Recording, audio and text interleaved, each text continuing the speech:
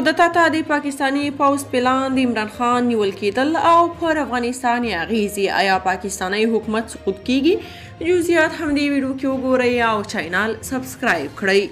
عمران خان محکمه کې په خپل تازه بیان کې خپلو پلویانو ته ویلي که ماشاءالله کیږي او یا که هر څه کیږي تاسو د قانون حاکمیت لپاره سړکونو ته راوځئ. بلخوا نجیب آزاد لیکلي که چیرته د پاکستان بحران دوام ومومي نو دا وضعیت په یاد هیواد کې پوځي حکومت یعنی ماشاءالله ته لاره هواروي. د پاکستان د کنټرول په زړه او مرکز GHQ برید په یاد هیواد کې خوب او خیال دی، خو کله چې داسې کیږي نو خورا ډېر احتمال شته چې د مرکز جوړ شوی پلان وي، ځکه چې د پاکستان د عمومي نرټیو له مخې دغه او دې ته ورته بریدونه د یاد هیواد بقا له ګواښ سره مخ کوي او د دې ګواښ د مخنیوي یوازینۍ لاره پوځي حکومت دی. دویم تقویي دلیل د TTP په څیر د ډلې له دې وضعیت څخه هیڅ ګټه نه اخیستل او دا په ډاګه کوي چې هم TTP د روان وضعیت د GHQ کنټرول شوي عناصر دي. دریم بحث په یاد هیواد کې د پوځي واکمنیو د راتګ تاریخچه ده. کله چې د سیمې په ځانګړي ډول د افغانستان د وضعیت د مدیریت بحث رامنځته شوی، د پاکستان بشپړ واک پوځ ته سپارل شوی. په 1900 کال کې د بنګلادیش تر بیلیدو وړاندې د یاد هیواد واک جنرال یحیی خان ته ورکړ شو چې نوموړي په 1900 کې پر بنګلادیش د برید امر وکړ.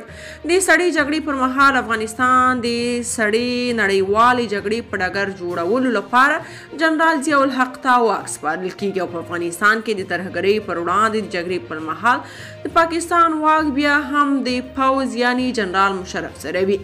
په سیمه په ځانګړې توګه د افغانستان په قضیه کې د مداخلې لپاره سترو قوتونو ته خورا ګرانه وه چې د یو ملکي حکومت چې له مختلفو ګوندونو څخه جوړ وي سره معامله وکړي. لومړی خو ولسي یا ملکي حکومت د پاکستان په څیر په هیواد کې د سترو لوبو د معاملو واک نه لري. دویم دا چې په یاد هیواد کې د ملکي حکومت څو خولې او څو ادرسونه وي چې نه راز ساتلی شي او نه اوامر پر وخت پلي کولی شي.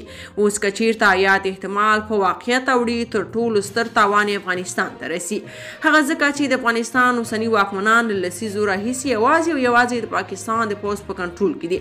نو که چیرې په پاکستان کې پوځي حکومت راځي نو د راتګ تر ټولو لویه وجه او پلان به افغانستان وي. او که چیرته دا پلان نه وای نو د پاکستان پوځ دومره ستر ریسک ولې واخلي؟ حال دا چې میاشتې وړاندې د عمران خان د نیولو د هڅې تجربه دوی درلوده، دوی ونه شو کولای چې د څو سوه زمان پارکوالي څخه عمران خان را تیر کړي، هغه هم په داسې حال کې چې د نوموړي د نیولو وارنټ او قانوني حق یې درلوده، ځکه چې نوموړي عدالت یا محکمې ته له حاضرېدو ډډه کوله. لیکن اوس چې نوموړی په متواتر ډول محکمې ته پر وخت حاضرېږي او بیا په محکمه کې د حاضرېدو پر مهال بې له کوم وارنټ څخه په تاوتریخوالي او اخ و ډب سړی نیسي او کش کوي، دومره ستر ریسک د پاکستان اسمبلیشمنټ ولې واخلي؟ هغه هم چې عمران خان محکمې ته تر روانېدو وړاندې ګواښ کړی و چې که چیرې زه نیول کېږم نو ملت ته راوځئ او چې نه وي هغه وکړئ. د اقتصادي بحران څخه د وتلو لپاره پاکستان هیڅ کله بل څه نه دي لرلي، خو یوازې د نیابتي ډلو د تولید په بدل کې میلیارډونه ډالر اخیستي. لہذا د پوځي حکومت له راتګ وروسته د میلیارډونو ډالرو د ترلاسه کولو یوازینۍ لاره د افغانستان دی چې له وړاندې لا په بشپړه توګه د دوی په واک کې دی.